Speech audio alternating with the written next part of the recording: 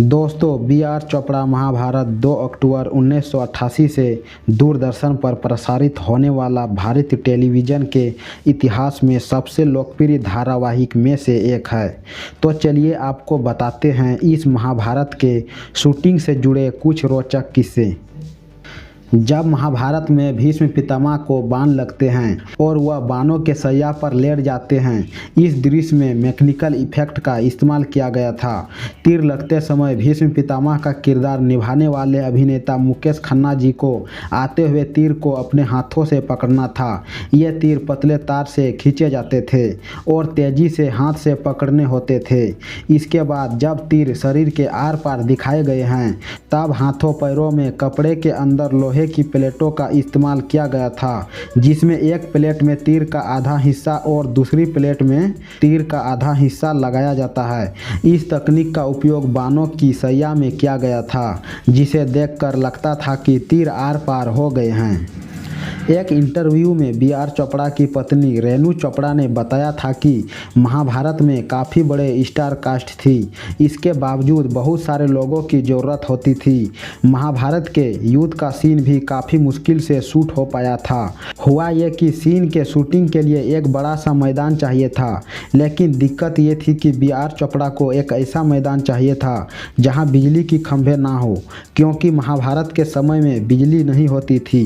काफ़ी ढूंढने के बाद उन्हें जयपुर के पास ऐसा मैदान मिल गया जहां बिजली के खंभे तो नहीं थे, लेकिन एक दिक्कत ये थी कि इतने सारे सैनिक कहां से लाते। तो आसपास के गांव के लोगों को ही भर्ती कर लिया गया।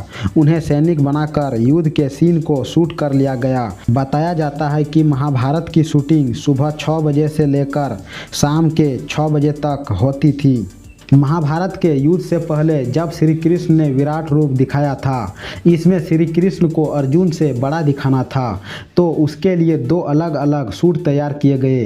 एक सूट में अर्जुन को रथ पर बैठाया दिखाया गया, दूसरे कैमरे से अलग सूट में श्री कृष्ण को विराट रूप में दिखाया गया। श्री कृष्ण के पीछे अलग अलग चेहरे दिखाने थे। साथ ही साथ एक मुख से प्राणियों का जाना, फिर दूसरे मुख से प्राणियों का वापस आना। इस दृश्य के लिए ब्लू बैकग्राउंड का फर्श तैयार किया गया और उस पर कुछ लोगों को लेटकर हिलने के लिए बोला गया। बाद में मशीन द्वारा इस बैकग्राउंड को हटाकर इफेक्ट डाला गया, तब जाकर यह सीन तैयार हुआ। प्रकाश, जल, अग्नि में बहुत ही सावधानी से इफेक्ट का इस्तेमाल किया गया था। यहाँ भी 2 कैमरा का इस्तेमाल करके 2 दृश्यों को फिल्माया गया था। दोस्तों, द्रौपदी का चीरहरण महाभारत का एक और सबसे आइकॉनिक सीन है और इस आइकॉनिक सीन को पूरा करने के लिए बहुत सारे कठिनाइयों का सामना करना पड़ा था। इस सीन को पूरा करने के लिए द्रौपदी यानी रूपा गांगुली को करीब 250 मीटर लंबी साड़ी पहनाया गया था, क्योंकि अगर साड़ी की लंबाई छोटी होती तो यह सीन तुरंत खत्म हो जाता।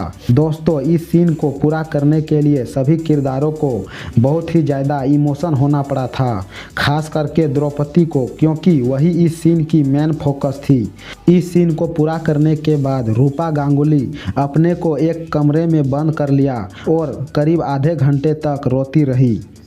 तो दोस्तों, अगर ये वीडियो पसंद आया हो तो वीडियो को एक लाइक कर देना और चैनल को अभी तक सब्सक्राइब नहीं किए हो तो सब्सक्राइब कर लेना।